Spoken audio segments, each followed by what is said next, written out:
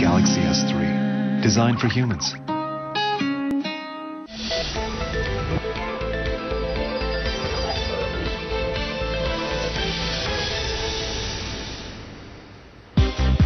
A few years ago, SBI Mutual Fund was on a weak wicket, losing out in the league tables to aggressive private sector players who were riding the equity market boom. That's when the fund house brought in an outsider to revive its waning glory. And the man chosen for this job was Navneet Munot, who had previously served as Executive Director at Morgan Stanley Investment Management and CIO Fixed Income and Hybrid Funds at Birla Sun Life Mutual Fund. Navneet was chosen because of the stellar performance of the funds he had managed in the past. An enviable reputation to have, but one that's not easy to maintain. Navneet, though, has lived up to it so far. As the CIO of SBI Mutual Fund, he's responsible for 50,000 crore rupees of investments in equities and debt. It's a worrisome job in a turbulent market. But Navneet remains the eternal optimist.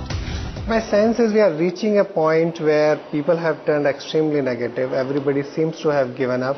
And I've recently written that I think dark clouds are always followed by a shining sun. And I think I'm optimist that if you take a slightly longer term view, this looks very similar to sometime in October 2008 to March 2009, when people thought we are going back to 1930s and it's like, kind of end of an era. But I think markets bounced back in some time. I think we are reaching that level. After 5 years, markets are where they were almost 5 years back. In 2007, everybody was very bullish on India. I think we were not as great as we thought ourselves to be. We are not as bad as we are thinking we are today. Of course, situation is very scary. The way rupee is tumbling every day, the way, the whole policy response has just not been there from Delhi. But I think as crisis hits a point where when the push comes to shove, we have seen historically in the last 25 years, then you get reforms. Maybe I'm sounding more optimist, but I think we are reaching that point where the crisis is kind of looking to, is staring at our face, and I think policy responses is likely to come. A lot of things in macro are self-correcting. So if rupee has weakened, at some point in time, it can correct current account deficit to a large extent in a way that it's going to prop up exports. Compared to China, we have depreciated quite a bit. Even on inflation-adjusted basis, we have depreciated quite a bit. So that can help exports growing. Import substitutes will kind of pick up. So I'm relatively more, I would say, positive than most of the other people on the street. But just trying to be the devil's advocate over here, Navneet, the GDP numbers for FY12 have come in about 6.5%. For FY13, most global brokerages are talking about a sub 7% level. Skeptics would say that being optimistic in this market is like living in denial. What would you say to that? So I lived in denial in 2007. Very similarly, when most of the people who have downgraded us to 6%, lots of people were coming with, why India can grow at 10% or 9% for next 5 and 10 years, and why this is the best place on earth to put your money. But we know what has happened in the last 3 or 5 years, how corporate India has performed and how the economy has performed. And I used to say that, we can't grow at 9 and 10. I think probably 8 would be a very decent target. But I think there are lots of structural factors which will ensure that I think 6% is unlikely to be challenged unless we really make major mistakes on the policy front, which I am optimistic. I think we have reached a point where I think incrementally government actions could be positive. I also believe that RBI is likely to look more at core inflation. I've been negative on commodity prices for quite some time. Industrial commodities, globally energy, metals and all.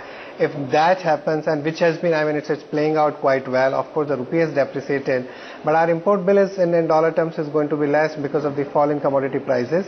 And if inflation remains well behaved, headline may be higher, but core inflation due to the output gap and the global prices coming off, then RBI will have some headroom to loosen policy. That could be another positive. Maybe I'm trying to find positive. One might say that I think it is very similar 5 years back where people were just too positive on us. I think we were not that great, and I'm saying that I think things are reaching a point where most of these negatives are getting priced in. Right, sure. But time-wise, how much more do you think we need to wait on before we can see a meaningful reversal? Because that's something that's been escaping the market for a while. So my point is that it is going to be very difficult that suddenly you will see that, the IIP has started coming good and investment cycle is reversing, government is announcing a lot of things, globally things are looking relatively better, and then you can enter the market. Cycles have become very short, and we have seen that. It's a very recent example of March 2009 and then June. I mean, markets almost doubled in a few months' time. I'm not saying that markets are likely to double in next 1 or 2 years. We will have that point. What I'm trying to say is that every investor has been waiting for that moment when things start improving. Do you think that markets will be where they are today? They are unlikely to be.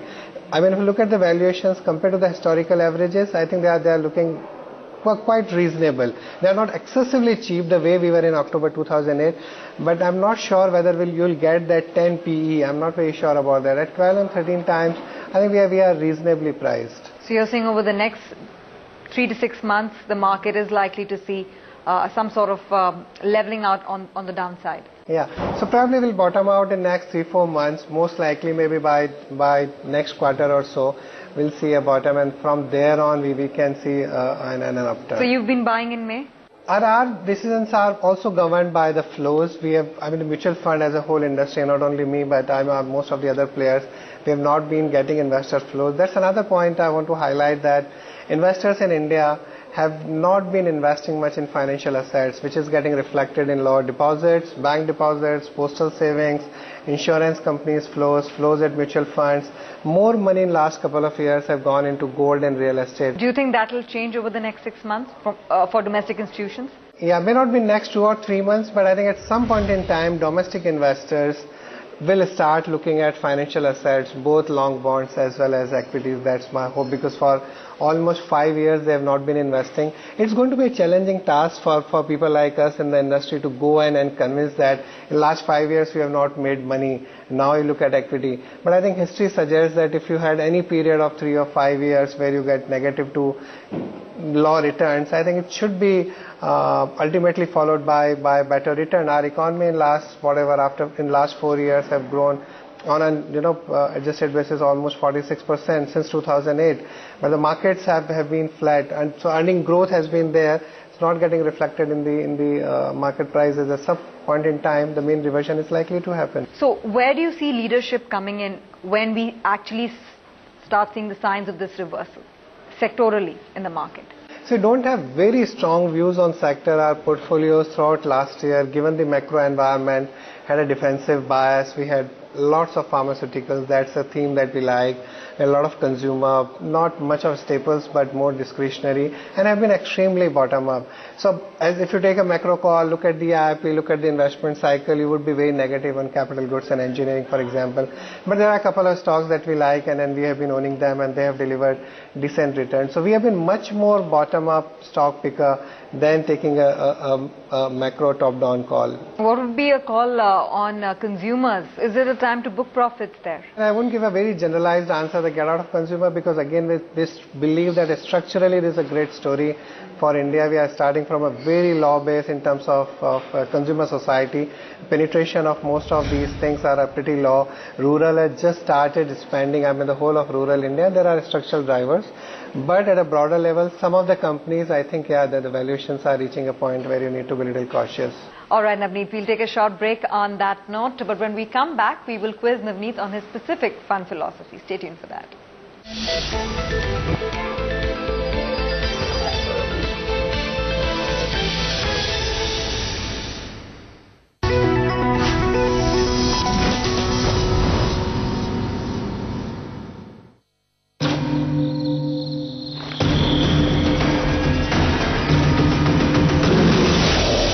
The cheetah-inspired XUV 500.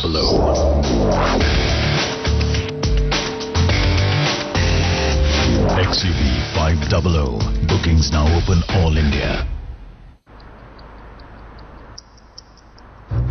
I used to think my job was all about arrests, chasing bad guys. Now I see my work differently. We analyze crime data, spot patterns, and figure out where to send patrols.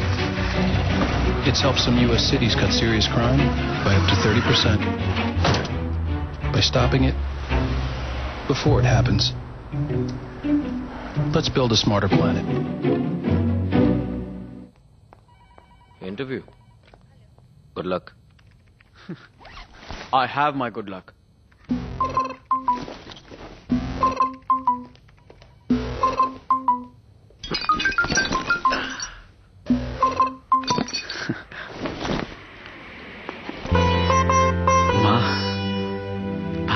Guys, thanks.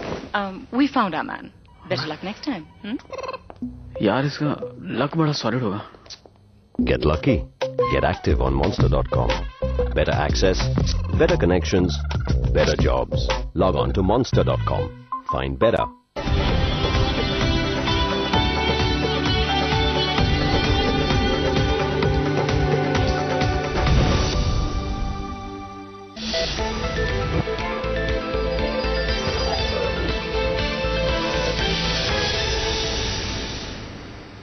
Welcome back. We are at Botticino at Trident at Bandra Kurla in Mumbai. And we are still in conversation with Navneet Munot, who's the CIO of SBI Mutual Fund. Navneet, let's start by discussing some of your funds now, starting off with SBI Magnum Equity. Now, when I look at the top 5 holdings in the portfolio, they're essentially leaders from every sector. I mean, for example, you have an Infosys or a Bharti Airtel. Specific to these two leaders, there are of course question marks being raised about growth prospects going forward, whether it could be on the regulation side or it could be the global environment, business environment.